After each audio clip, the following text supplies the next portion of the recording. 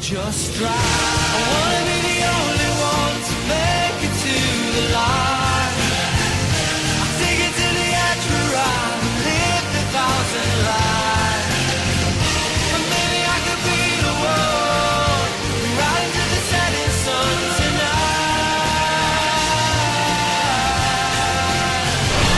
Just drive. Hey, how's it going, guys? This is DeltaNiwa X from TKA Broadcasting, bringing you the first episode of the F1 Show. Joining me is my co-host Per Kiilstofte, and today we are about to talk about pre-season testing, which is due out in 2 days' time. So, Per Kiilstofte, with 2 days to go before pre-season testing, what do you make of the F1 season to date, considering how last year went with Lewis Hamilton, 3-time now world champion, and Nico Rosberg showing a lot of pace, winning the last 3 races, coming to this season? How do you think that's going to play out? Well, it's going to be quite an interesting season. Rosberg did really well. Maybe his pace might come into this season really well. Maybe Hamilton was cruising along at the end of the season because he won the championship. He kind of knew, or I can just cruise on and just get second place. So we don't know if Hamilton is kind of just cruising along or Rosberg has actually legitimately got more pace than Hamilton possibly, but quite interesting at the top of the field. But I don't really want Mercedes dominating like they do. I mean, I want the Ferraris to be up there, and I want maybe the Red Bulls and the Williams to be up there this season. So hopefully this season's going to have a little bit more variances in race winners. Well, of course, we know that the pre-season testing is going to be in the morning because of the regulations of the officials changing the times a little bit. So we could be seeing the likes of Monaco in a twilight sort of situation, or even races like Abu Dhabi and Singapore being raced in the day. But aside from that, we'll now have a look at the class of 2016, starting with, of course, the reigning champions Mercedes, eager to bang another Constructors' Championship, as well as both drivers looking to grab Lewis Hamilton trying to claim a 4th championship to go equal with Sebastian Vettel, and Nico Rosberg still looking for that elusive first victory. Your thoughts? Oh, well, I have to say Hamilton is a pretty good driver, and Rosberg, I think he'll be a very, wanting that championship win. So maybe this season he might be wanting it even more, and he might go even faster. But again, he needs more than the pace. Like, the one thing he probably needs is the pace. Hamilton is fast and he can see the tyres. If Rosberg can be a little bit more faster, this is what he needs. He needs to have the pace to keep up with him. At the moment, Rosberg doesn't have the pace, and Hamilton can save his tyres and be fast. So Rosberg needs to work out how he can be fast and save the tyres at the same time. And then, if he's at the same pace, then he can start working on the racecraft on his teammate. But we don't really know with Rosberg, because Rosberg doesn't really know what Hamilton's like with his racing car, because he can't keep up with him. So Rosberg mainly needs to keep up with him and learn how to get a little bit more out of the car. Then, Hamilton can get a little bit more out of the car than Rosberg. So Rosberg's going to have to try and figure out how he can get a little bit out of his car at the same time. Well, of course, we also know another key factor towards Rosberg being able to win races is to out-qualify Hamilton. But as it goes, it's always been pretty much a bit of heat between those two when it comes to qualifying. So we'll cross over now to the Scuderia Ferrari, Sebastian Vettel, Kimi Räikkönen, same lineup as last year. Sebastian pretty keen on capitalising on the 3 wins that he achieved in Malaysia, Singapore and Hungary. Kimi still looking to get some more pace in his cars. Qualifying was his Achilles heel in 2015, but really made up for it with his good racing craft, a few podiums for both drivers, and of course snatching second in the Constructors' Championship. Of course, Sebastian finishing 3rd in the championship. Do you think Ferrari this year have what it takes to take it on to Mercedes? Well, we don't know that for sure. Ferrari will definitely be working really hard on the car, and again, we hope that Ferrari is going to be up there. And we'll be mainly looking for Sebastian Vettel, because he's almost like the carrier of the team. He's going to carry up the team. So we really need Ferrari to have the cars ready to go so they can challenge Mercedes, and that's where Vettel's going to be. Räikkönen is going to be there to support him, but Räikkönen, he's not going to obviously be as fast as Vettel. So we need mainly Vettel to be there so he can challenge Mercedes, and then Räikkönen can sit back there and just run and just give the points to the team. So I hope that Ferrari is going to be fast, but we don't know that for sure. So we go from Ferrari to Red Bull. Daniel Ricciardo, of course, heading off as the lead man. But a more surprising outlook is that young Max Verstappen, fresh from a seat from Toro Rosso, has now risen up to the Red Bull ranks. So do you think that this decision by Christian Horner to put Max Verstappen in the Red Bull team going to reap some results for the team? Or do you think it might be just a little too early for the young Dutchman to be part of the big Red Bull team?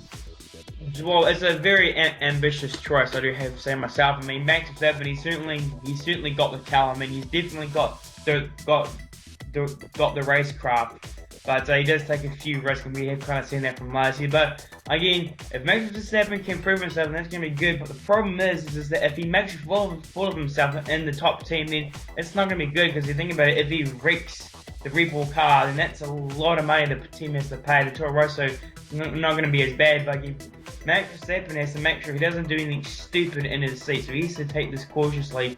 But he has to show everyone that he's got what it takes. So again, it is ambitious, but again, if Christian Horner thinks Max Verstappen is ready, then he must be ready to be showing that much good potential. Okay, so from Red Bull we now go to Williams, who retain their driver lineup of Felipe Massa and Valtteri Bottas. Valtteri seems pretty confident that he can be able to pull his car out to collect his first win of his career. But Felipe Massa, he's been in the game a long time. He's been able to drive for the Ferrari team, which was a big step up for him. Potentially could have won the championship in 2008, but it just looks like Felipe is struggling to stay in a good team, and it's showing because Valtteri is out-qualifying and out-racing Felipe. So, do you think Felipe will try to step his game up this season?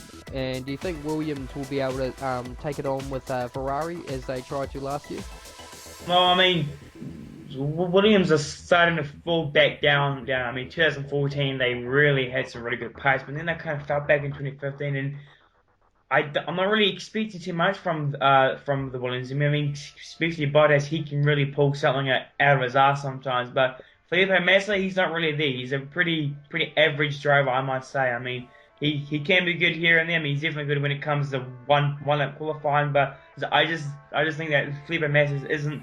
I don't think he's got the talent to actually keep in the good team. I think this season if he doesn't do well, then Williams are going to obviously start looking for a better driver, which I'm thinking either Hulkenberg would be a really good driver. Maybe Naz seemed pretty good in the Sauber team.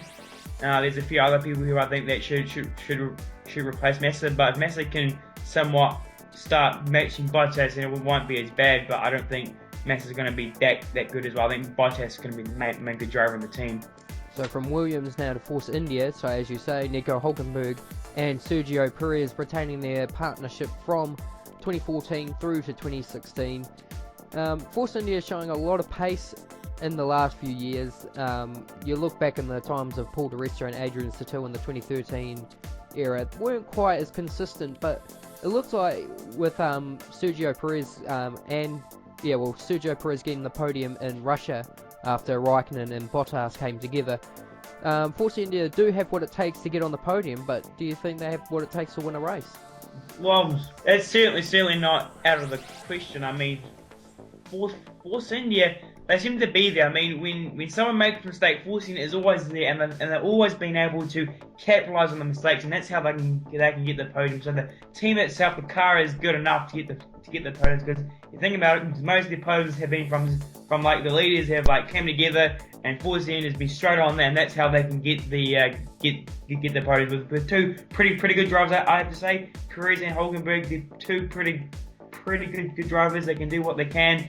Certainly got some pace in there, but again, Force India, I think they might be able to have what it takes to win the race, but it depends on the Mercedes team, because no one can match the Mercedes team except for Ferrari. But if the Mercedes are not as fast, then Force India might have a chance of winning their first Grand Prix.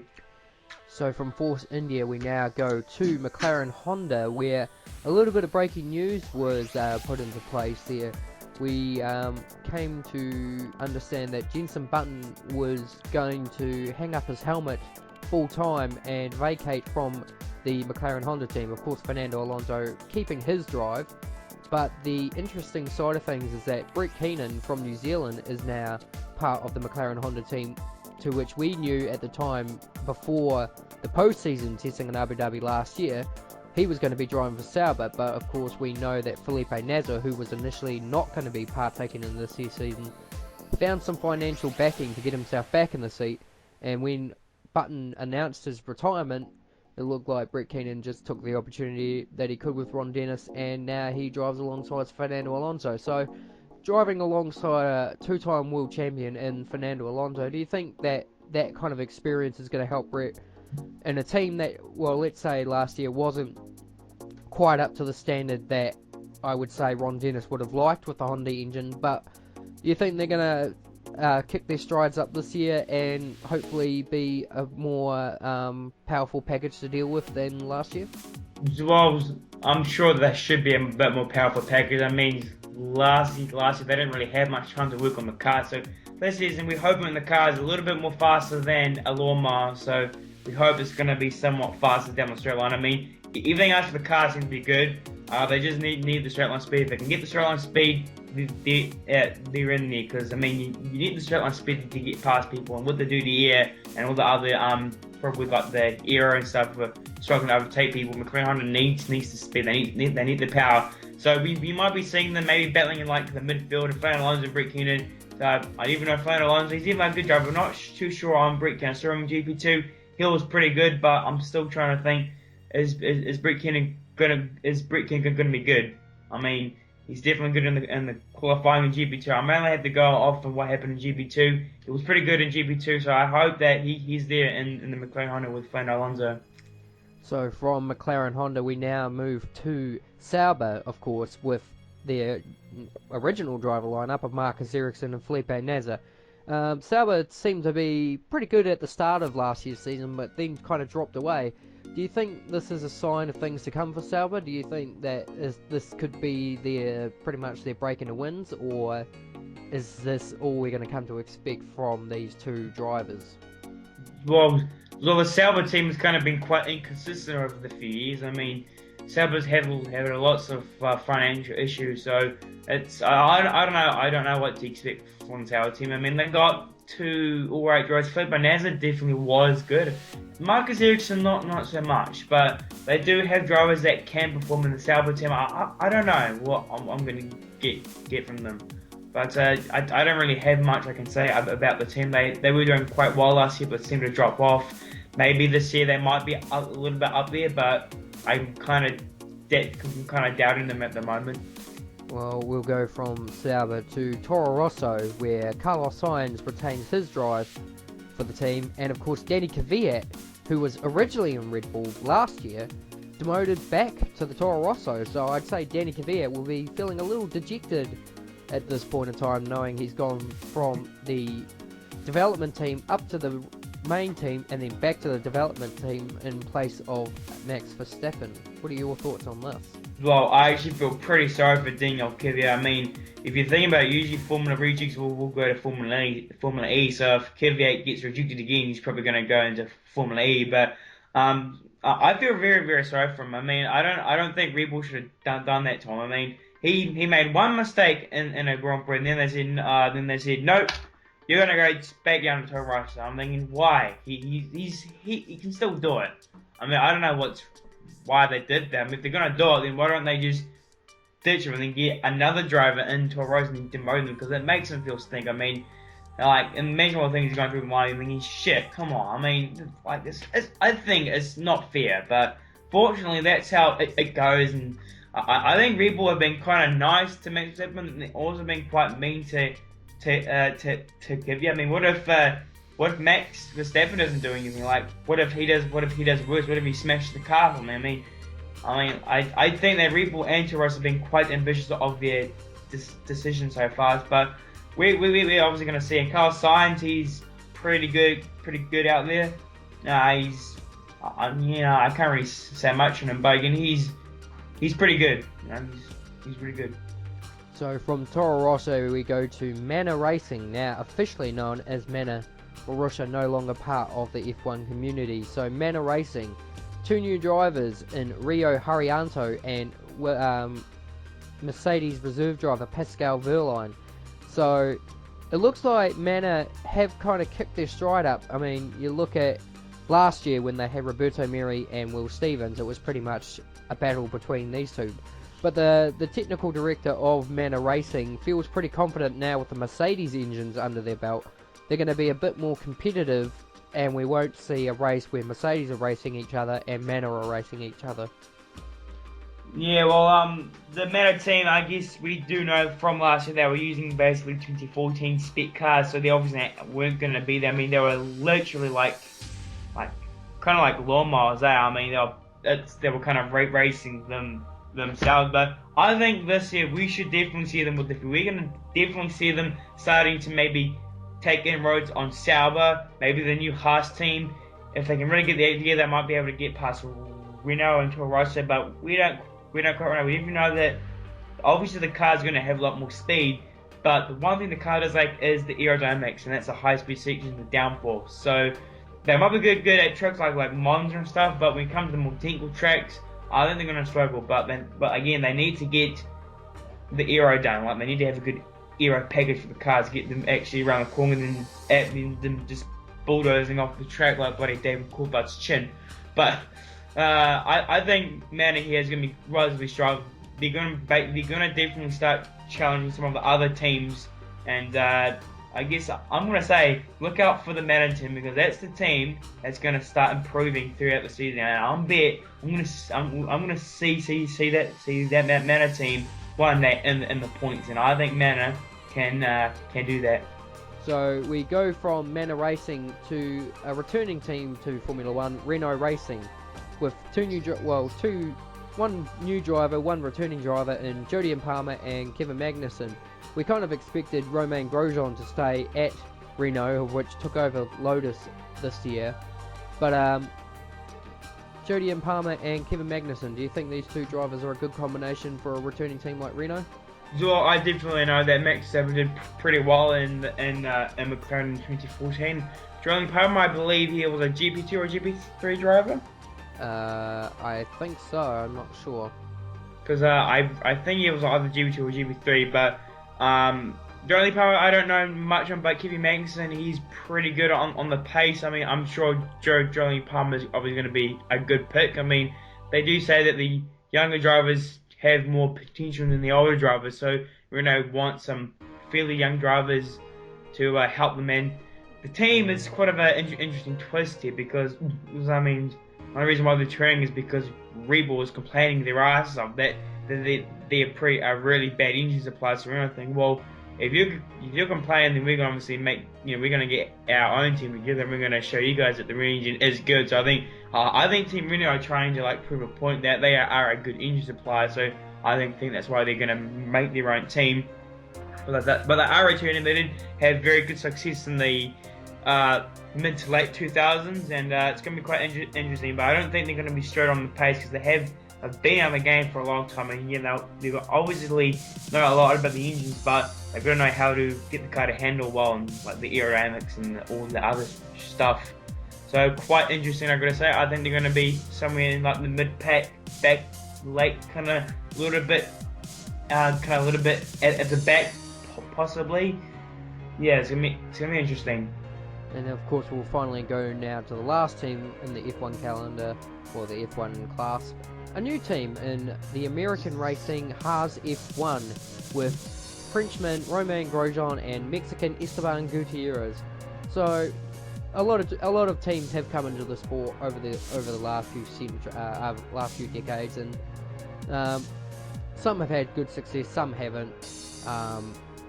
What do you think of Haas? Do you think they've come into a good period of Formula One, or do you think they maybe should have come into back in the V8 era and then have a bit more time to develop the V6 engine? Well, I mean, there's the era that we're in now. Things like the cars are ridiculously expensive to run, so it is quite expensive to run the cars now than it was back then. But the rate that Haas is like a big team, so I think Haas is going to be there. But I don't quite know. I mean, this is a brand new team. This is not a team that was bought out. This is a literally brand spanking new team with a brand spanking new car. And they've got some really good drivers. Romain Grosjean, he's alright. He did have some problems in 2012. Esteban Gutierrez, he's a fairly new driver. I mean, he only did a couple of seasons in 2012. I think he did 2013. 2013, 2014. Yeah, he didn't. And so they do have some drivers with some good. They do have some drivers with experience. I mean, I didn't even know that Roman Grosjean, he's alright. I mean, at least they didn't pick Pascal Maldonado. I mean, imagine that, picking Pascal Maldonado over Roman Grosjean. Yeah, it would be a bit of a volatile combination. So that's pretty much sums up the class of 2016. We'll now go to the regulations that have changed over the course between 2015 and 2016.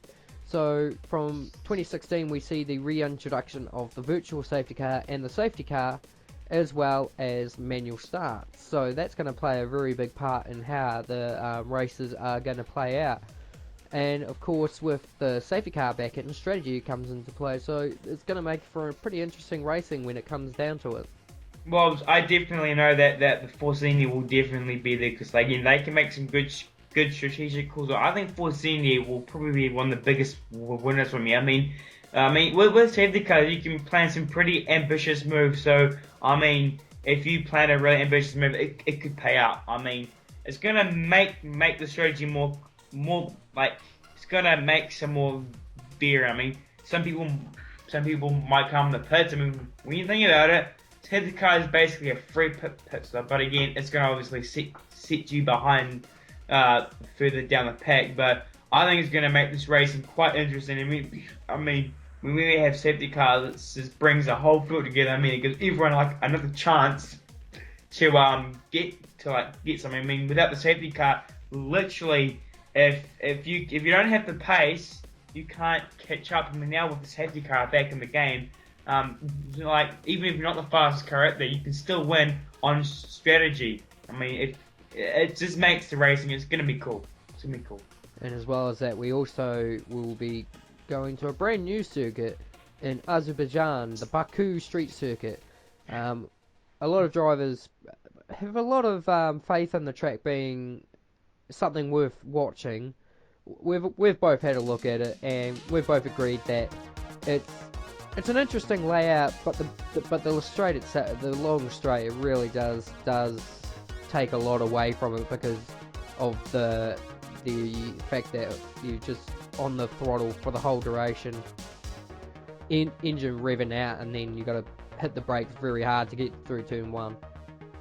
I mean, the track has got a good layout, but again, we got a long straight, but it's useless. Do you know why it's useless? Why is it useless? Because you got a high speed section before it. So with the dirty air, you're gonna have all this dirty air shit, and it's gonna slow you down. And then you're gonna, by the time you get out of the high speed sections, you're gonna be at least like a second back, which is really annoying. I mean, if you did the reverse section, you come out of the corner. So again, it's gonna have a lot more variance down straight, because if you go into the high speed section, I mean, it's gonna rely on getting an exit off the corner, and then you can use the DRS to get past. Once you got a high speed section, I think it's pretty crap, because I mean, it's just not gonna be good. So I pretty think that they made a little bit of a mistake having the high speed section right before a massively long straight. Well, we're running out of time here now on the first episode of the TKA Broadcasting F1 Show. Just before we go, we'll get let's have a prediction thing. Who do you think is going to win the championship this year, constructors and drivers? Well, I'm hoping that Vettel will win, but realistically, I really want Rosberg to win, so I'm going to put my money on Nico Rosberg. And for the constructors, I'm probably going to think of Mercedes, but I want Ferrari to win. So I think Rosberg might win the drivers, but I really want Ferrari to win. So kind of weird. I'm thinking Rosberg's going to win the championship, and then I want Ferrari to win the constructors. So Rosberg win the championship, and Ferrari win the constructors. Okay, so with that, we are out of time. So tune in again next time when we hit the pre-season testing at Catalonia, where we'll recap the highlights of the season, the session, and see where everyone stacks up. Till then, thanks for watching, and tune in next time.